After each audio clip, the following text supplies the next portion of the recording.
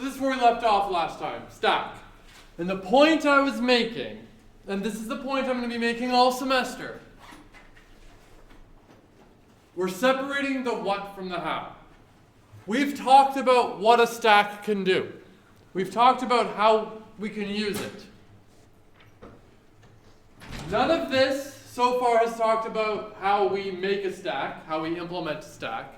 None of this talks about a programming language either. None of this has anything to do with Python, Java, C++, or anything. It's just the idea, very abstract idea of a stack. So let's use a stack without knowing anything about how it's built to solve a problem. And we're going to use it to solve a maze. Right? So here's an example maze. Green is where we start, red is where we want to go. Light blue cells are open and black cells are walls or something, right? So we want to be able to move through this maze to find the exit. And we're going to do that with a stack. And this is actually what you're going to do in assignment 2, but without pretty graphics like this. So finding a path through a maze can be done with what we call a depth-first search algorithm. And technically, a depth-first search algorithm is a form of artificial intelligence, but it's a very simple form of artificial intelligence. Though simple doesn't mean uninteresting, it's just simple. But here's how we're going to do it. Pick a path that's not visited yet. Keep traveling down that path until we find the end, or until we hit a dead end. Then, if we found the end, we're done. Otherwise, if it's a dead end, we're going to backtrack until we find another valid, unvisited path, and then we're going to carry on down that path. And just repeat until we find the end, or don't, and if we never do, there is no end. This search will work nicely. So the backtracking is going to be managed by the stack.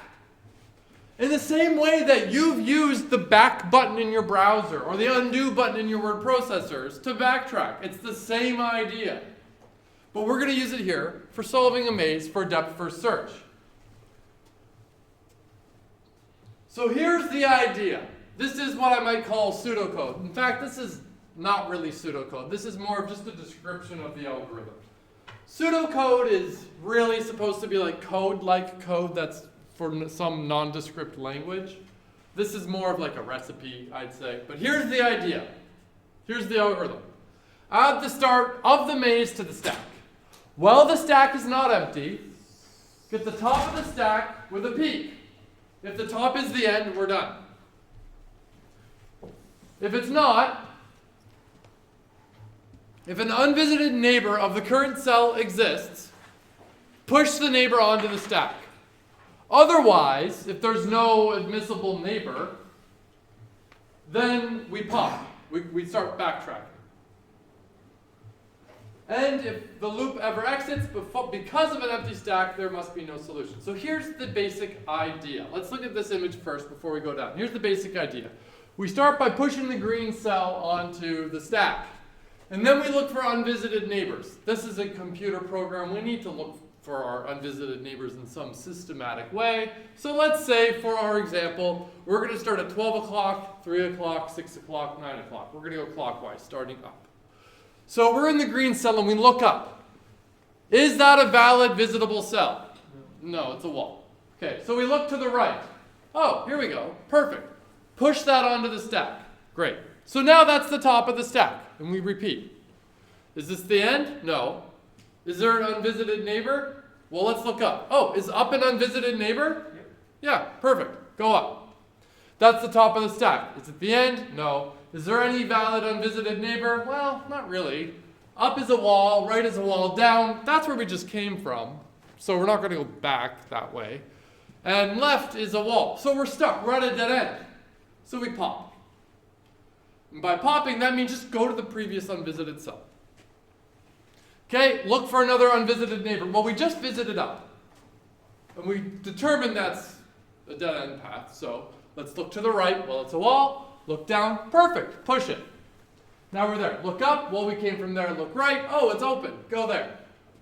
Look up. It's a wall. Look right. Oh, it's open. Go there. Look up. Look right. Oh, it's open. And so on and so on and so on. And if we follow this, we're going to find a solution. And here, there, push, push, push, pop, push, push, push, push, push, push, push. Uh-oh, dead end. Pop, pop, pop, pop, pop.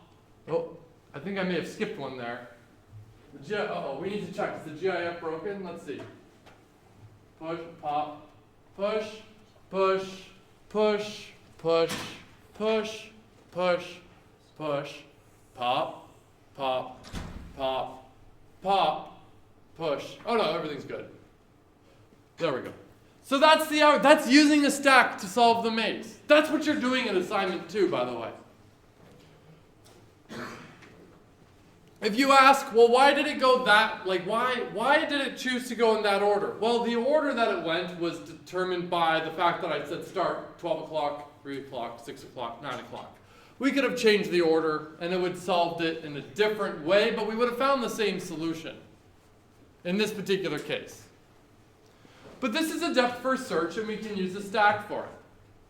Any questions about how we just used a stack to solve this maze? Now's the time to ask before we move on.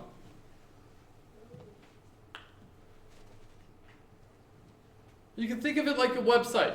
Back, oh, new website, new website, new website, new website, new website, new website. Ah, let's go back, let's go back, let's go back, let's go back. Ooh, here's a link. And so on, and so on. Yes? So you know how it'll go across and then it'll go up, hit a dead end, and then retract its steps? Yep. How does it know not to go back where it just went? We just have to remember that that cell was visited. Okay. So whenever we say, like in the algorithm, it was like, look for any unvisited cell. That could mean like, well, is it a valid cell? Have we already been there? Because you're right, if we don't do that, we're going to end up just kind of like bouncing back and forth all the time. So good catch. But we just have to remember that. Other questions about this? Now the point of what I'm showing you here is, we just used a stack, very abstractly, to solve this problem. But how many of you know how to implement a stack? That's what I thought. Because we haven't learned it yet. And that didn't matter, did it? We didn't need to in order to use that idea to solve this problem. You've never been aware of a stack before, and yet you've used the back and the undo option in your word editors very effectively, and you've probably planned around it before, right? How many of you have been like, okay, all right, I've undone, but I made some changes, so I'm gonna redo, copy, go back to undo, and then paste and whatnot. Like you're even using this feature. You're using a stack effectively. Like you're even taking advantage of this idea and you're not even thinking about it. Uh-oh, there's a typo. This says a 6x6 maze. Who's going to fix this with a pull request? The race is on. It's not 6x6, it's 6x7. 1, 2, 3, 4, 5, 6, 7. It's correct up here. In fact, I had a question with my friends. I'm like, is this a 6x7 maze or a 7x6 maze? Does anyone have an answer? Because I don't know. Well, if you're going to treat it like almost like a matrix, they always do rows and columns. Yeah? 6x7. That makes sense, but you're going to say something different? With matrices, it's usually number of rows, columns. So Now I don't know what to believe. 7 rows. So is it 6x7 or 7x6? I don't know. To me, 6x7 just sounds better, but I don't know. I suppose it's arbitrary. I'm just trying to find some rule. But, we can identify where the push, the pop, and the peek is. Peek at the cell at the top of the stack. Push the new thing. Pop the dead ends. We can identify where these operations are used easily. But we've described this algorithm only with the what, not the how. We've described this algorithm based on the interface of the stack. What we can do with the stack. The interface is the definition of what you can do with the thing. The interface with your car is how you get in a car and you drive. The interface of anything is how you interface with it. But the interface of that thing doesn't necessarily have to do anything with how it's doing it. It's just, that is the barrier. There's got to be a line drawn somewhere with you using a thing and how the thing works, right? Somewhere in between these two things, there's a line. And that line is the interface of how you use it. And we like to abstract away from the underlying nitty-gritty details sometimes. There are so many ways. There's literally an infinite number of ways one could implement a stack. I'm not being silly when I say literally an infinite. I mean literally there's an infinite number of ways people could implement it. A lot of them are terrible, but an infinite number of them are fantastic. So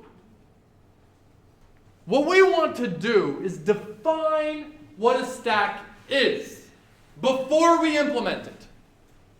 We're going to define what we have to do, what we want to do with stacks. And then any implementation of a stack must work and implement that interface that we are defining. That's what we want to do. Now, a really cool thing about Java, and I don't know if it was the first programming language to do it, but probably the first really important, famous programming language that does it, is you can literally define interfaces. You can tell Java, I am defining this as a stack. But the interface doesn't describe anything concrete. It's all abstract. So the interface determines the what, defines the what, not the how. The implementation defines the how. Now I'm using these words implementation and interface. They have very specific meaning, and they're going to become much more concrete meanings once we move on. But be aware that I'm using these words intentionally. So if I can define what a stack is, and someone's like, I've got a great way to implement a stack. It's a brilliant way. All I have to do is implement the interface, and then they're good to go. As long as they implement the interface, as long as they implement what the definition of the stack is, everything's good. So the interface is simply a list of what we call abstract methods. All right? It's not an implementation. They're not concrete. They're abstract methods. An abstract method is just the signature of the method. The signature is like the first line of your method or function. Public, integer, or int, some method, int, right? Or there we go. Int, some method, yeah, int A, int B. That's the signature. But it's ended with a semicolon. There's no squiggle. There's no actual code there. It's just the signature. That's it. And typically you don't include visibility modifiers when writing the interface because if it's an interface, they must be public, right? You could, but it's not really needed. You don't include it because it would be silly to. And the interface would also include any relevant important constants if you needed them, but for the ones we're going to look at, we don't have those. So let's define a stack interface. This right here is literally a stack interface. I've excluded the Java doc comments here for brevity. If you go and download the actual thing at the end of the page, you will see it in all its glory. But this is it. Public interface stack. Two things you'll notice. It doesn't say public class, it says public interface. Yep, because we're defining an interface. That tells Java, this is the definition of some interface. There's going to be no actual implementation here. It's just the interface. And you'll see stack. And then you'll also notice this funny little T between the less thans and greater thans, right? What's going on there? I'll get on that in a second, but the rest of it is Boolean push T element. T is just a type. It's a stand-in for a type. So maybe it's an integer, maybe it's a string, maybe it's a friend, maybe it's a country. It doesn't matter. So if I want to push something, I'm going to push something of type T, and it's going to return a Boolean. And then you're going to ask the question, well, how do you do that? And I go, don't worry about it right now. That doesn't matter. This is just the interface. It's defining what. T, pop. Okay, pop, that's the remove, and it returns something of type T. Peek, okay, that's just peek, and it returns something of type T. Is empty, that's going to return a Boolean, and size returns an int. That's the interface. There is no code here. These are abstract methods. These are just the signature of the methods. There's no implementation here. It just defines what a stack can do. It doesn't define how. And this is very intentional. I'm going to preface the rest of this topic, the rest of the next topic, and then the next topic with this. I'm about to be explaining some very big important ideas. Don't worry, the ideas I'm going to describe are going to be fairly accessible, and it's not going to be a big deal for you to just do what I tell you. But the motivation and the real value of why we do things the way I'm going to show you won't be clear for like 4 topics until we make a different implementation of a stack. So I'm just going to warn you there. So what I mean is, go with me on this. Nothing should scare you, and if anything scares you along the way, raise your hand, ask a question, and I will, assure you that everything's fine. But I will say that there's going to be some of the ideas we're talking about, like the whole interface idea. Why do we really, really care? That's going to become very clear in a couple of topics. Right now, you're probably just going to be like, okay, fine, sure. But in a couple of topics, you'll be like, oh shit, awesome. So there's a reason for this stuff. So here's the interface. Now, the use of T. This is probably best described with an example. The motivation for this is best described with an example. And I will say, we're taking a step back. So far, everything in the course we've been talking about is like, okay, our collections and objects and whatnot. And we learned all of the basic tools of programming last semester, right? Your ifs, your variables, your types, the values, if statements, functions, loops, and all that. This idea, generic, it goes back to that. This is another now basic tool in the programming language that we didn't have to deal with in Python, but we're going to have to deal with in Java, in strongly typed languages like this. So this is going way back to a basic idea built into the language. It's not an abstract idea, it's a concrete something built into the language. T. Imagine for a second, in your mind, I want you to be thinking about the contact list example where we have like an array of friend objects underneath, right? Or in assignment 1, you had an array of country objects underneath. We're going to build a stack. We want to implement a stack. And the first one we're going to implement is going to be built with an array. Now, imagine, look at the interface. We're pushing something of type T. We're popping something of type T. So imagine I wanted to create a stack for integers. If I wanted to do it for something of type integer, I would have to write something like this. Public boolean push integer element. Public integer pop, right? I would have to write that. Then I'd have to write all the code to define the integer version of a stack. And then you come along and go like, no, I don't want integers, I want strings. And I go, okay. All right, so we want push string element, and then pop is going to return a string. And then you go, no, I want it to be friends. Okay, so now I go re-implement all of this, and I do a find and replace on strings to friend or something, right? And then you come along and you say, no, I want it to be countries. No, I want it to be booleans. Oh, no, I actually want it to be characters. And so on and so on and so on. You're going to go like, God damn. I need to make a new stack. I need to define a new stack for each new type. No, that's terrible. Instead, we use the idea of a generic. And a generic is effectively a variable for the type. It's a way to say, I want to have a collection of some type. And you go, what type? And I go, it doesn't matter right now. When you make it and you want an integer, you specify that it's an integer. So the generic is it's a variable for specifying the type. So now this is jumping ahead. Right? So array stack, that's the implementation of the stack we're about to write. Yes? Going back up on the last thing, how come T has the greater than and less than sign around it? It's just brackets, basically. The fact that it is a greater than and a less than, it's just syntax. You can think of it as like another type of bracket. Honestly, maybe there's an important reason why it's greater than and less than. I really don't think it is. I'm pretty sure, in my mind, it's always been like, well, they can't use braces, they can't use square bracket, they can't use parentheses, so they need to find another bracket. All right, they use these. Okay. Because. And that, okay, yeah, yep. That's it. It's just the syntax. You can actually have things with multiple generics, so you can have greater than T, comma, W, comma, and you can have like different combinations, but we're not going to do that. So jumping to an example, if I wanted to make a stack of type integers, I would specify stack integer, stack string, stack friend. I specify the type of the elements I want stored in the stack between those triangle brackets, let's say, as a better word, because that's really less than and greater than doesn't have meaning in this context. So it's a way to specify the type. Isn't this much better than having to go create a whole new implementation for various different types?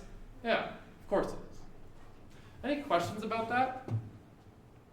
At this stage, before you really use it, the appreciation you might have for this is like, oh, okay, cool.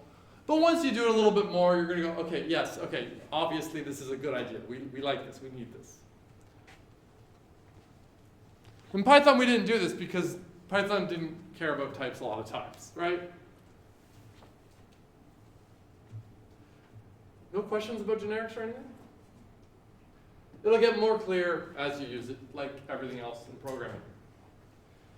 When creating an instance of a stack, the type is specified within the symbols. This will get discussed more in the following topic. In above example, with the use of generics, 3 different stacks are created, each with different types of objects stored. Now here's the funny thing about generics. What is the type of the first generic? Someone tell me. Integer. Integer. And then who here is in there right now thinking, why isn't it int? Right?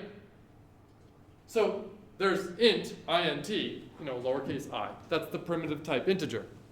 Well, turns out with generics, and there's very good reasons for it that we're not going to get into. We could, but it's not important now. For primitive types and generics, you can't do it. But you can by just using the object version of the primitive type. So each of the primitive types has an object version of it. So int is integer. Double is double with an uppercase D. Boolean is Boolean with an uppercase B, and so on. So they have to be of type object. Because we like them to inherit from the object class, the parent class, because if they do, then we know they all have like a toString and equals and all these things defined by default, whether you like it or not. Primitive types, no. So if you're ever like, what, it's not working, make sure you're using your object versions, not the primitive types. Now, just as an FYI, typically you would specify the type over here. And over here, typically, and going forward, you don't put it on this side. Java's smart enough to know. And then they call it, you just have like an open and a close. So you basically have like an open bracket, close bracket. They call this the diamond operator. It's an empty open close bracket. And then the type is just specified for the reference variable. Because that's where it matters. Cool? Yes. Is there a difference between stack and array stack? Yes. And we're very much going to cover this right after we finish this. Okay? So you're thinking ahead. Awesome. The stack is the interface. We have a reference variable to something that is a stack. But there is no concrete stack. So when we want to go and create an actual stack, we have to specify like, okay, the actual stack. Which implementation do we want? So your head's in the right spot. In fact, I think I do mention like, okay, jumping ahead a second. Yeah, jumping ahead a little. Yeah. Oh, another warning, yeah. Int double Boolean, integer double Boolean. That whole warning about objects. And the point I made about the stack interface. Come on. There we go. If we go open this download thing, it's just the interface, but of course, and it's really hard to see, it's just got the Java doc comments that I excluded for brevity in the course content.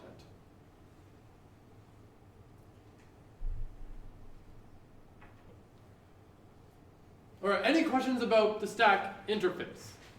So when you do the interface there, it's, you don't do the public class declaration at the top, it's an interface? Yeah, you do public interface. Oh, I see. Yeah. Yep. Good catch. So, great. I just went on this big rant about the what and not the how.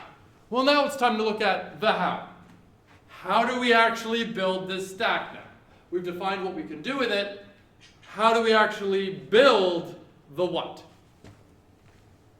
Okay? So having seen what, it's time to discuss how.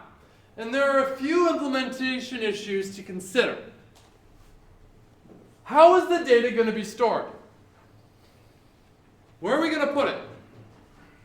There's a stack. It's a collection of data. We need to store it somehow. And we know a stack, all the action happens at the top. So how are we going to keep track and manage the top of the stack? Well, let's start with the first one. How is data going to be stored? You know what? I'm aware of an array. Who here has ever heard of an array before? Great.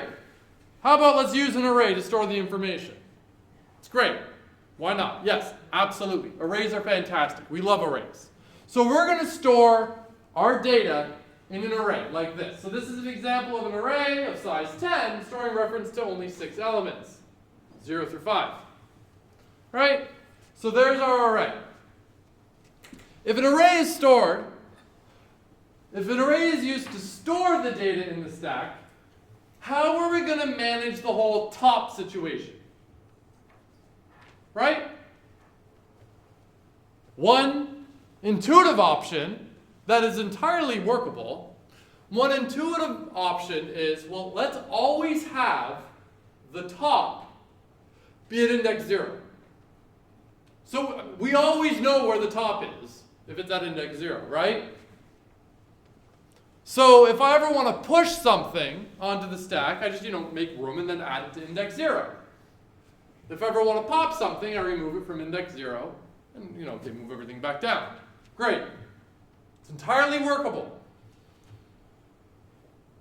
So the pro here is we always know where the top is. There's no magic to knowing where top is. But the con is, well, you probably already kind of noticed, if I have an array that's storing n elements for the stack, and I need to push something, how many elements do I have to move to make room? N of them, yeah. Because there's an orderedness that matters for the stack. That didn't matter for the contact list or the country catalog, right? Oh wait, no, I think maybe it did matter for the country catalog. But remember with the contact list, the order didn't really matter. The fact that one student existed in the collection before another student wasn't important. They were just, all that mattered was that they were there. But with the stack, the order of the elements, it's not that they're sorted by anything. They're not like sorted alphabetically, but the fact that this thing came before that thing mattered. Because if I pop something, well, the thing that came after should be the new top. So the order of the elements really matters in this array. So I can't do that trick of like, I'll just move it to the end or something, right? I have to move all n elements down one to make room for the new thing. And whenever I pop, same thing. Remove one, move all the remaining elements down. I want to be clear. This is entirely valid. With this idea, we can make an entirely functional, correct stack. But based on what we know of coding and how much work it is, both the push and the pop are linear time operations. We need to, move everything downward, all n things. And as n gets bigger, the amount of work grows proportionally, linearly, to the number of elements for every push and pop. So that's fine, but here's another option. Okay, so if the issue was 0 and having to make room all the time, what if we don't have top always be a fixed value of like 0? We'll have top just kind of like we did with the country catalog and what we did with the contact list and what we did with the courses in the lab, have the top always be the other end of the array. Not the end as in like the capacity, but the end as in like the next available empty seat. right? The next available empty spot. So when the stack is empty, we could say the top is at index 0. And then when we want to push something, it goes to index 0. And then we increment top. So top is now 1. If we pop something, you remove the thing at, well, I guess top minus 1. Because remember, top is always the next available seat, right? So it's like with the group of you there. 1, 2, 3, 4, 5, 6. There's 6 of you. If you were a stack, top would be not you, but the empty seat next to you. So if I wanted to push somebody, I would push you there and then increment top. If I want to pop someone, I have to go top minus 1 to be able to remove you, right? So they always treat it like an empty index, is that what you're saying? So it's always, it should be. We have edge cases with we might have edge cases with like, well, what happens when it's at capacity or something, but we're going to manage that with like an expand capacity thing like we've been doing in lecture, in lab, and in assignment. Just do it again. But the pro here is, well now, every time we push and pop, there's no linear time operation. I don't need to make room. I just always just add to the next empty seat. No one needs to be moved around. There is a catch. What happens when you expand capacity, right? Well, okay, when we expand capacity, we have to copy all elements over. Okay, that's a little different, but let's ignore that for now. So the pro is push and pop. They're now constant time operations. No need to shuffle anyone around. The con is, well, now we need to keep track of top. Where before we didn't. We always knew top was 0. But honestly, that's a very small con, right? Okay, just have a variable. Keep track of where the top is. Great. Even better though, top, as we saw in the other examples of collections, country catalog, contact list, courses, it got to do double duty, right? It could serve as, like the next available spot also happens to correspond to how many elements are in there. Remember? We'll go back to U, 1, 2, 3, 6, right? Let's say you're an array, this whole row has 1, 2, 3, 4, 5, 6, 7, 8, 9, 10, 11, 12, 13. There's 13 seats, so you're an array of size 13. U2 don't exist, sorry. Just deal with it. Top is going to be index 6. 0, 1, 2, 3, 4, 5, 6. That's index 6 right there. It's empty. But how many elements are actually in that stack? 6, 0 through 5. So, it does double duty. Next available spot, and also how many things are in there. Nice. So that con of, at the cost of storing the value of top, we get linear time operations. That is a good sacrifice to make. We don't like, if you can do something very easily to change a linear time thing to a constant time thing, do it. Do it. Good. Both ideas are entirely valid. We could implement both ideas and have 2 correct stacks. But the latter is definitely better because, we like constant time when linear time is the alternative. So, implementation issues. Okay, we're going to use an array. Top will always refer to the next available spot, but also, due to zero-based indexing, it also corresponds to the number of things in the stack. Push will always happen at the top index, and then we update top. And then pop always happens at the top minus 1, and then we have to decrease top. Great. That's how we're going to implement this. Any ideas? Or any questions or anything? Let's put some visualizations to this. So here's my idea of a stack. So imagine I have some stack reference variable called S that's referencing this box here. That's the stack. And in it I have 2 fields. One called stack, that's a reference variable to the array of some arbitrary size. And top, which is the index of the next available spot in the stack. So this is an example of a stack with 4 elements. If I want to push something, I push it at index top, right? Boom. I push this cyan or whatever color that is, teal, whatever. And it's at index 4, and we incremented top to become 5. Good. Now, if I want to pop, I pop at index 5 minus 1, top minus 1. Right? So that would be 4, and well, we removed it. And if we pop again, well, that would be top minus 1, that's 4, minus 1, that's 3. There we go. We update top to become 3. That's it. That is it. Peak, that's even easier. You just return top minus 1. You don't remove anything.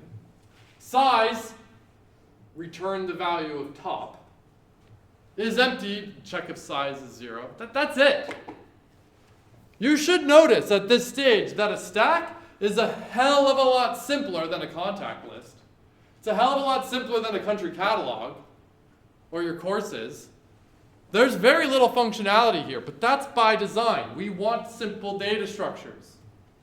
Computer scientists love coming up with these little constrained little worlds and then going, what can we do with it?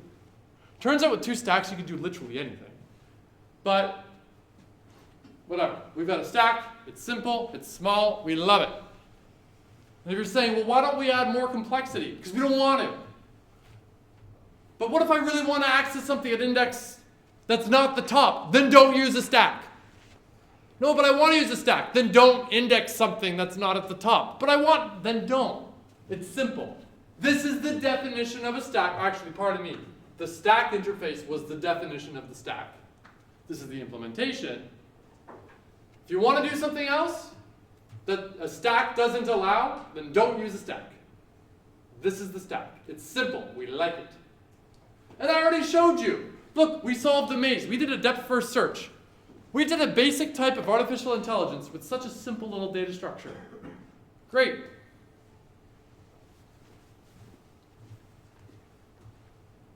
So let's actually implement it. So first of all, the array stack is going to implement the stack interface. We defined the interface, now we want to implement the array stack.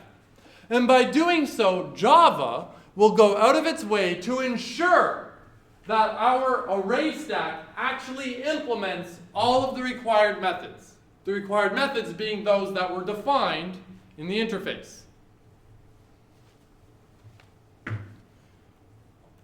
So for the sake of demonstration,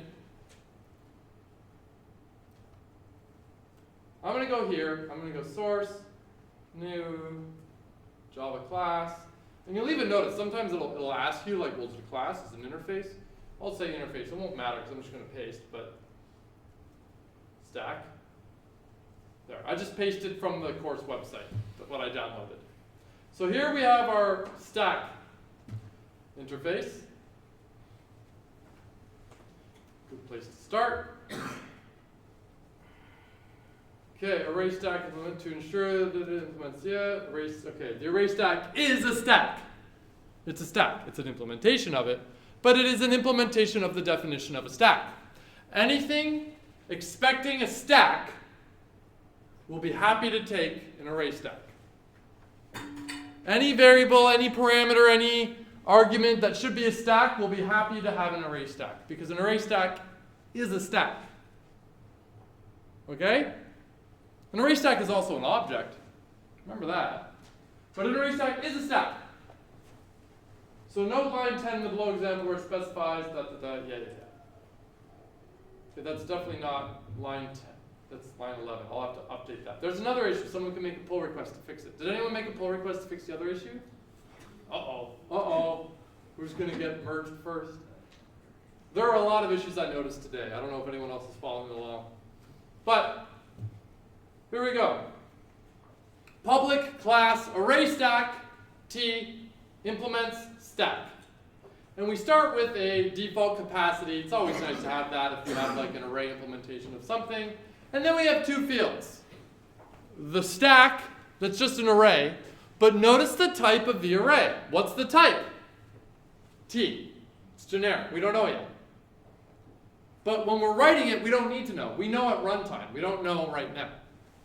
So it's an array of type T, and then we have an int called top.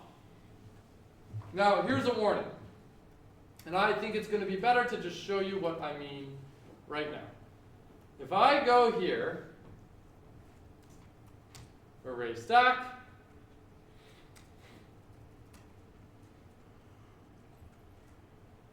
okay, I write this out. You will see it's mad at me. IntelliJ is saying, well, hold on. Array stack is implementing a stack. But you've got a bunch of methods, or at least method signatures in the stack interface that you must implement that there's no implementation for right here. Now at this stage, as a programmer, you go like, yeah, no shit, I'm just starting to write it. Obviously, I haven't implemented it all.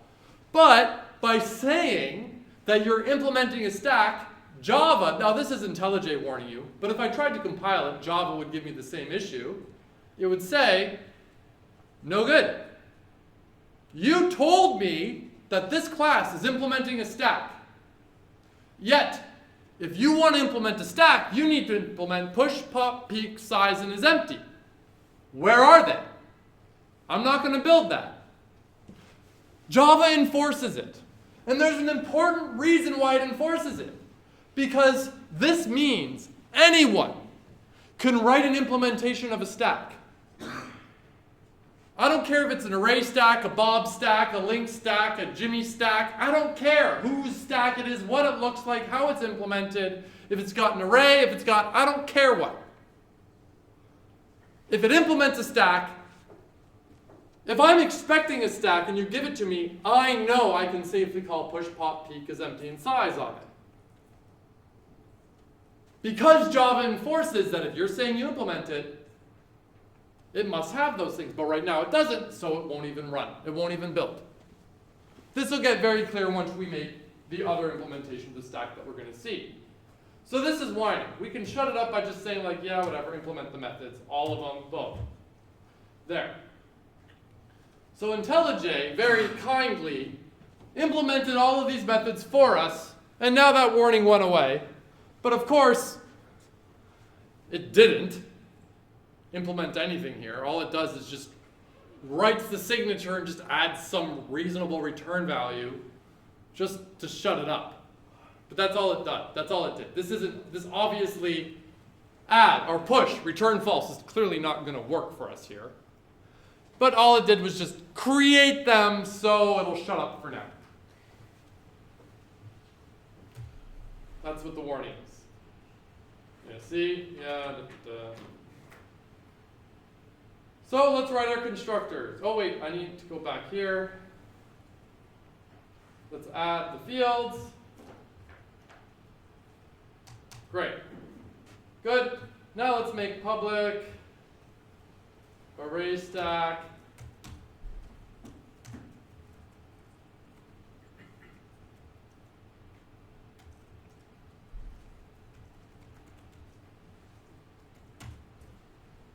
So this, the default one, well, we're going to just do that chaining thing. Right, so that's done. Now, the next one here, it's going to follow the same pattern we're used to. That we saw with the contact list, the country catalog, the courses, everything else we've done. Int size, or I guess top, equals 0. Because when it's first created, the top is at index 0 because it's empty, right? Then we need to make our array, but this time, instead of an array of friends or an array of countries, we make an array of type T. So we say stack equals new T array of size initial capacity. And then we run into an issue. I'm going to say, this kind of annoys me. Turns out, here, you know what, this is hard to see. I'm going to change it to presenter mode real quick so we can see a little better. Yeah, that's nicer. New T of the size. That's how we implement an array, right? Well, turns out in Java, for very specific reasons that honestly I can't remember because I didn't care enough to learn. All I remember is that I have to do it this way. You can't make a stack, or you can't make an array of type T. You can't instantiate an array of type T. You can't. Sorry, tough. Why? Because Java. Instead what we do is we create an array of type object.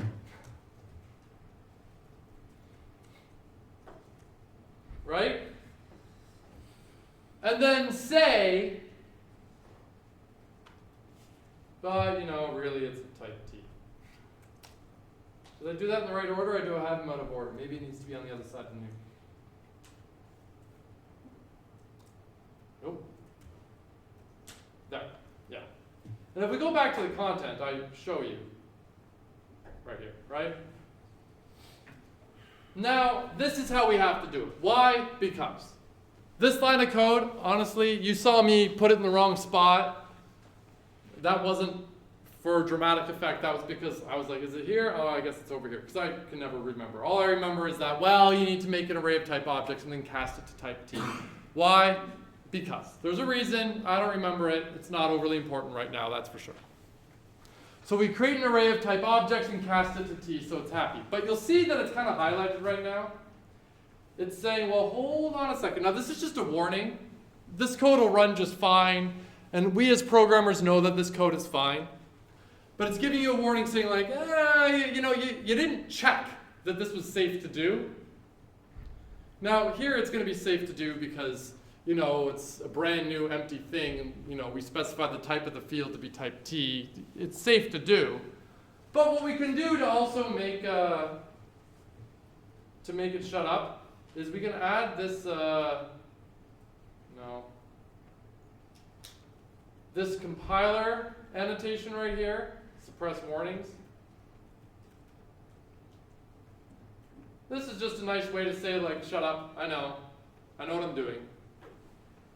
So you don't need to include that little, like, suppress warnings thing. It's not necessary, you can do it without it. I'm just doing it so I don't get that warning.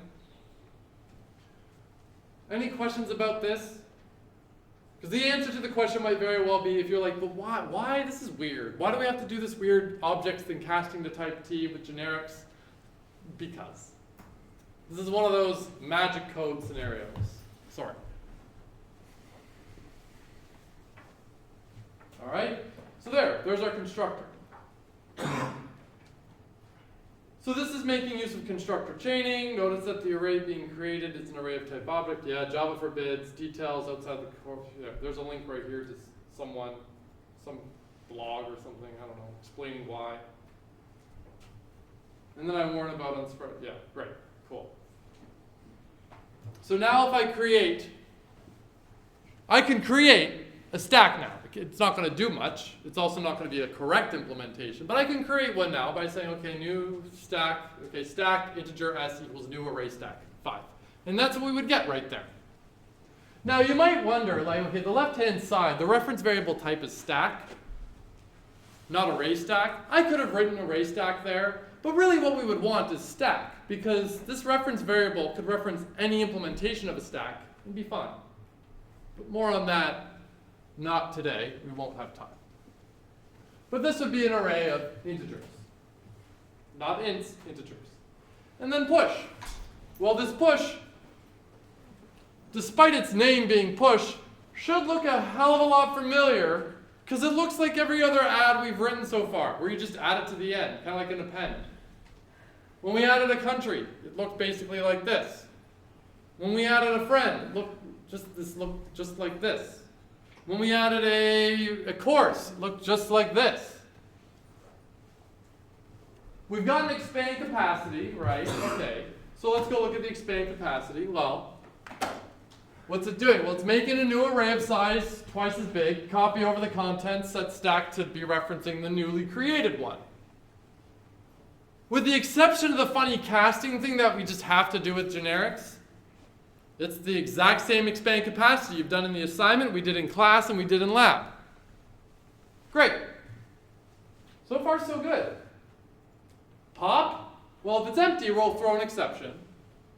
Otherwise, get the element at top minus 1, set top minus 1 to null, which is not necessary, but it's always kind of good to clear out things that's not really there. Decrease size, or decrease top, return the element.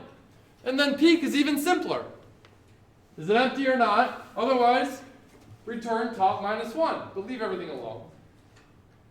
Now it's throwing exceptions, but then size, well, let's just return top, and is empty as well as size giving me 0. Great. That's it. Now the last two methods that we talk about is toString and equals in hash code, I suppose, that we'll talk about Friday. But that's it. Now I realize I rushed through this. We're going to pick up back like here on Friday, but that's it. None of this is new. It's just the hard implementation that's critical. And here's an example of just using a stack at the end if you wanted to. All right, I'll see y'all later.